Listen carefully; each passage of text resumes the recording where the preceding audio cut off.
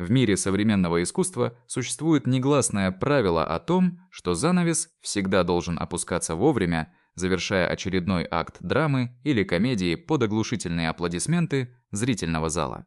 Однако реальность зачастую оказывается куда более суровой и непредсказуемой, чем любая театральная постановка, написанная самым талантливым драматургом. Жизнь человека, особенно творческого, это тонкое переплетение яркого света софитов и глубоких, порой непроглядных теней за кулисами, где за каждым узнаваемым образом скрывается обычный человек со своими радостями, скрытыми тревогами и пугающе хрупким здоровьем. Сегодня мы начинаем наш подробный рассказ о событии, которое мгновенно потрясло не только узкие театральные круги, но и миллионы обычных телезрителей, привыкших видеть на своих домашних экранах знакомые, почти родные лица. Это история о пугающей внезапности финала, о тишине, которая наступает слишком рано, и о том, как короток может быть путь от триумфа на сцене до последнего вздоха в пустой квартире.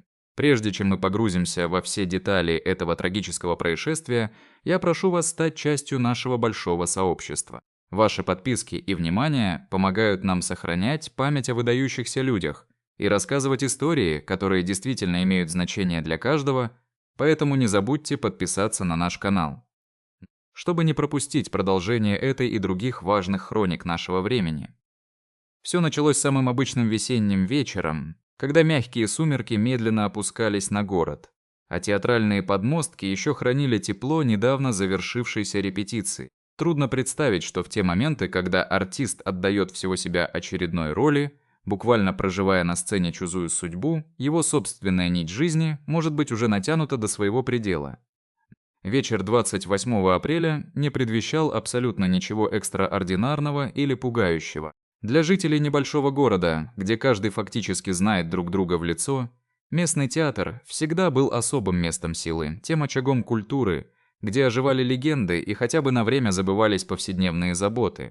Именно здесь, в старых стенах драматического театра, проходили последние часы активной, творческой жизни той, чье имя вскоре появится в траурных заголовках всех крупных федеральных изданий. Мы часто склонны воспринимать знаменитостей как неких небожителей, защищенных своим статусом, успехом и узнаваемостью от простых мирских проблем, но трагедия, произошедшая в самой обыденной обстановке, вновь напоминает нам о фатальном равенстве каждого перед лицом вечности. Завершив плановую репетицию и обменявшись короткими, привычными фразами с коллегами по цеху, актриса покинула здание театра, которое на протяжении многих десятилетий было для нее вторым, а иногда и первым домом. Свидетели позже вспомнят, что она выглядела совершенно обычной, не подавала никаких видимых признаков недомогания и строила вполне конкретные планы на ближайшее будущее. Путь домой через знакомые до боли улицы, посещение ближайшего магазина, покупка продуктов на ужин – это те самые рутинные действия, которые мы совершаем ежедневно в автоматическом режиме, никогда не задумываясь о том, что они могут стать последними кадрами в хронике нашей земной жизни. Данные камер наблюдения и показания случайных знакомых подтверждают, что в тот конкретный момент ничто не указывало на близость неминуемой катастрофы. Мир продолжал вращаться, новости сменяли одна другую, а в одной из квартир обычного многоэтажного дома время уже начало свой незримый обратный отсчет. Есть что-то мистическое и одновременно глубоко пугающее в том, как быстро человек может исчезнуть из физической реальности, оставив после себя лишь эхо своего голоса в телефонных записях или на кадрах популярных молодежных сериалов. Мы привыкли видеть ее в образах, которые вызывали искреннюю улыбку или заставляли задуматься о серьезных вещах. Но за кадром всегда оставалась та часть жизни, которая крайне редко попадает в объективы профессиональных фотокамер. Это была жизнь, полностью посвященная искусству, бескорыстному служению зрителю в провинциальных театрах и постепенному, трудному восхождению к вершинам профессионального признания. Путь от скромной студентки театрального института до уважаемой заслуженной артистки – это долгая дорога, полная испытаний, которую просто невозможно пройти без железной воли и безграничной любви к своему выбранному делу. Ночь в большом многоквартирном доме обычно наполнена множеством едва уловимых, привычных звуков. Шаги соседей сверху, шум воды в трубах, далекий, едва слышный гул машин за окном. Однако в ту роковую ночь один из жильцов дома услышал нечто, что спустя совсем небольшое время приобретет совсем иной трагический смысл. Тяжелый надсадный кашель, доносившийся из-за стены, заставил соседа на мгновение прислушаться. Но в жестких условиях современной городской жизни мы часто стараемся не вмешиваться в чужое личное пространство, ошибочно полагая, что это всего лишь временное недомогание. Кашель, который разрывал ночную тишину, постепенно стих, и за стеной воцарилось то самое абсолютное безмолвие, которое продлится до самого утра. Именно это странное безмолвие станет первым предвестником того, что в квартире произошло нечто непоправимое и страшное. Утром, когда город окончательно проснулся и люди в привычной спешке отправились по своим делам, за закрытой дверью уже не было жизни. Трагедия обнаружения тела в самом интимном и, казалось бы, наиболее безопасном месте любого дома, в ванной комнате, всегда добавляет особой горечи к потере. Человек остается один на один со своей болью и внезапным приступом, который зачастую просто не оставляет шансов позвать кого-то на помощь или хотя бы дотянуться до лежащего рядом телефона. Слухи о том, что именно случилось за закрытой дверью, начали распространяться со скоростью лесного пожара, мгновенно обрастая массой подробностей и субъективных предположений. Кто-то уверенно говорил о хронической усталости, кто-то о скрытых болезнях сердца, которые артисты часто игнорируют ради очередного выхода на сцену. Но только официальные версии и детальные медицинские заключения позже прольют свет на истинную причину этого внезапного и такого несправедливого ухода. Пока же в весеннем воздухе висело лишь тяжелое недоумение. Как может человек, который еще вчера был полон творческих сил и кипучей энергии, сегодня просто перестать существовать?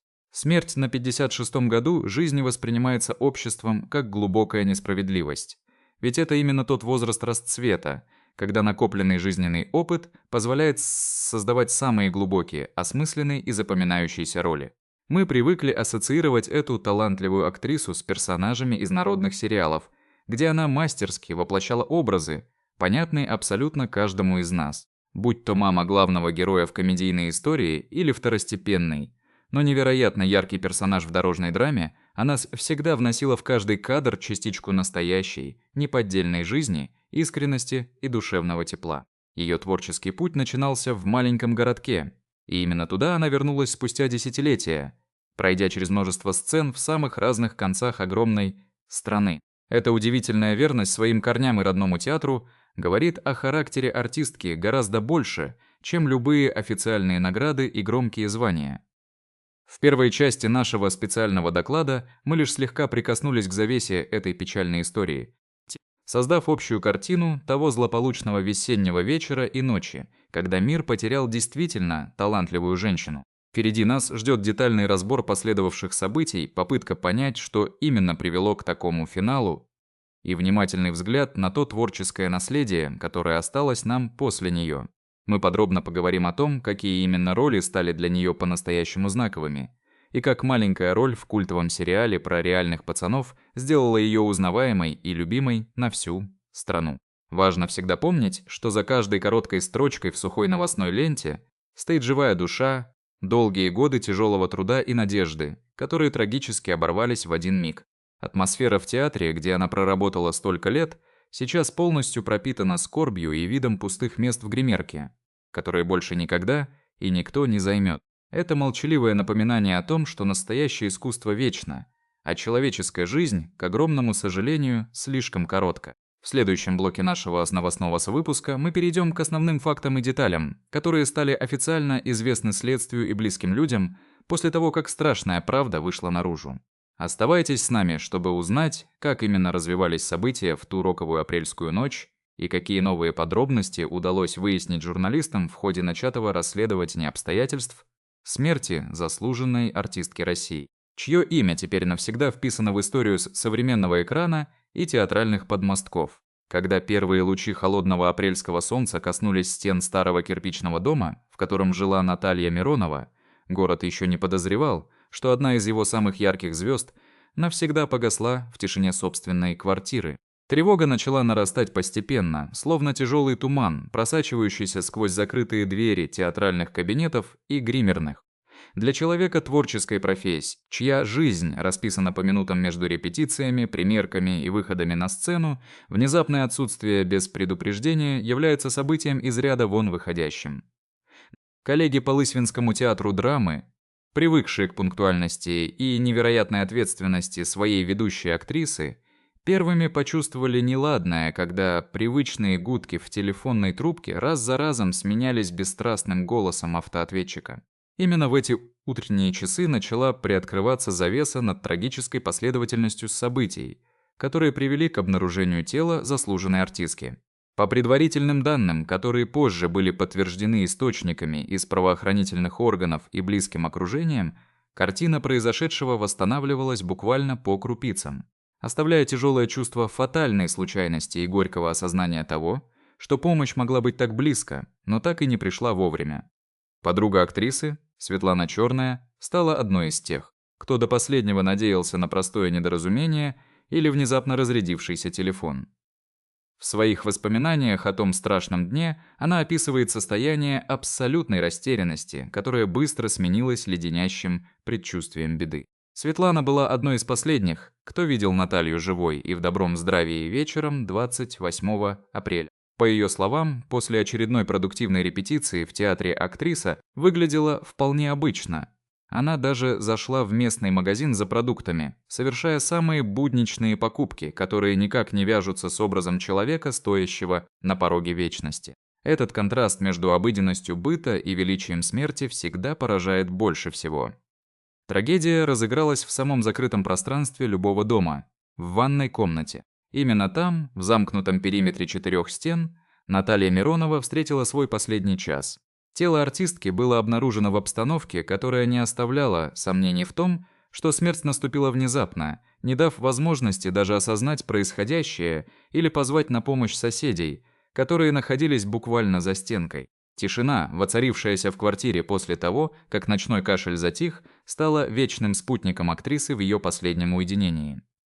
Согласно медицинским заключениям и предварительным выводам судебно-медицинской экспертизы, причиной столь скоропостижного ухода стал оторвавшийся тромб, диагноз, который врачи часто называют невидимым убийцей. В современной медицине тромбоэмболия считается одной из самых коварных патологий, так как она может годами никак не проявлять себя, поджидая удобного момента, чтобы нанести свой единственный и фатальный удар. Для артистов, чья жизнь сопряжена с колоссальными эмоциональными нагрузками, ненормированным графиком, постоянными переездами и хроническим стрессом, проблемы с сосудами являются профессиональной болезнью, на которую, к сожалению, слишком часто закрывают глаза ради искусства. Наталья Миронова не была исключением в своем стремлении отдавать всю себя сцене, часто игнорируя сигналы собственного организма.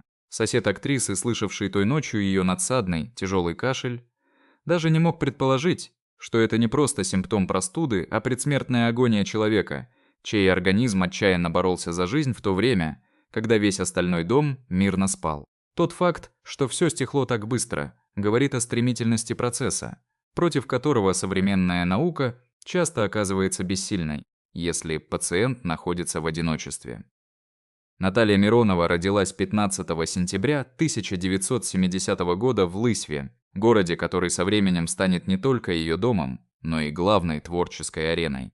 Ее путь к званию заслуженной артистки Российской Федерации был тернист и полон самоотречения. После окончания Свердловского государственного театрального института перед молодой и талантливой актрисой были открыты многие двери, но она выбрала путь настоящего служения провинциальному театру, который по глубине и искренности часто превосходит столичные подмостки.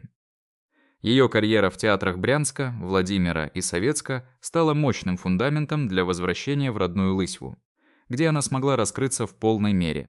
Более 50 ролей в Лысьвинском театре драмы – это не просто цифра в биографии, это 50 разных жизней, прожитых с предельной честностью и отдачей.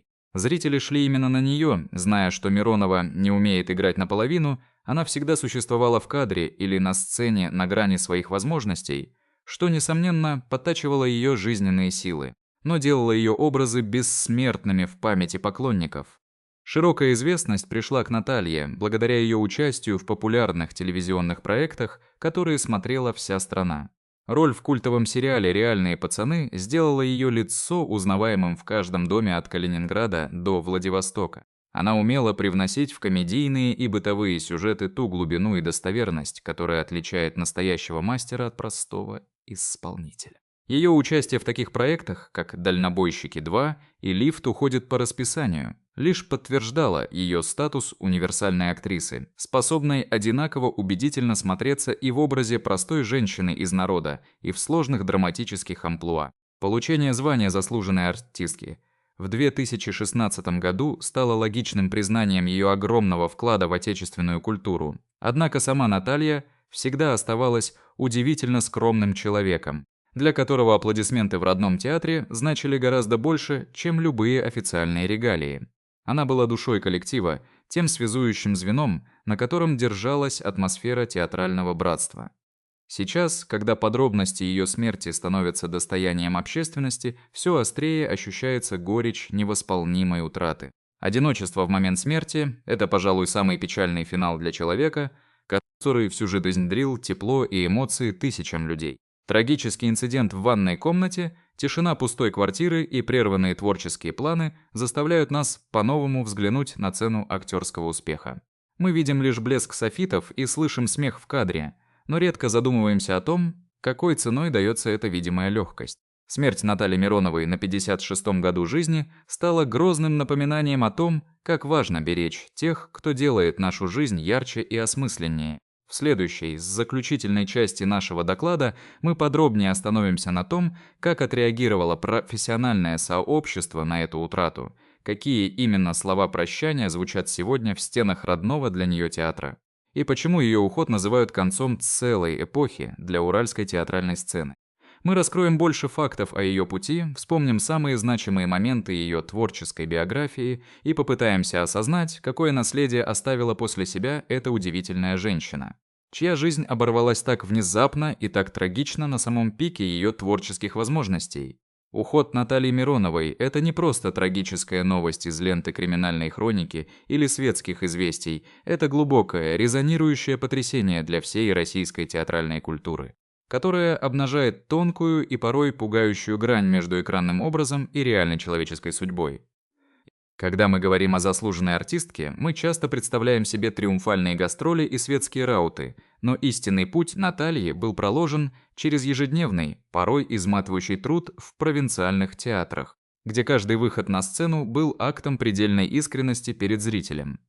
Лысьвенский театр драмы, ставший для нее последним и главным творческим приютом, сегодня погружен в тишину, которая красноречивее любых слов прощания. В театральных коридорах все еще витает дух ее последних репетиций, а на вешалках в гримерной замерли костюмы, которые больше никогда не дождутся своей хозяйки. Это молчаливое свидетельство внезапности. Финала заставляет коллег и поклонников вновь и вновь задаваться вопросом о том, как много мы не знаем о тех, кого привыкли считать своими добрыми знакомыми через экран телевизора. Ее 56-й год жизни должен был стать временем новых свершений, ведь именно в этом возрасте актерская зрелость достигает своего абсолютного пика, позволяя воплощать самые сложные психологические образы, накопленные за десятилетия творческого поиска. Однако судьба распорядилась иначе, оставив нам лишь право на память и глубокое осмысление того наследия, которое она успела создать за свои годы преданного служения искусству.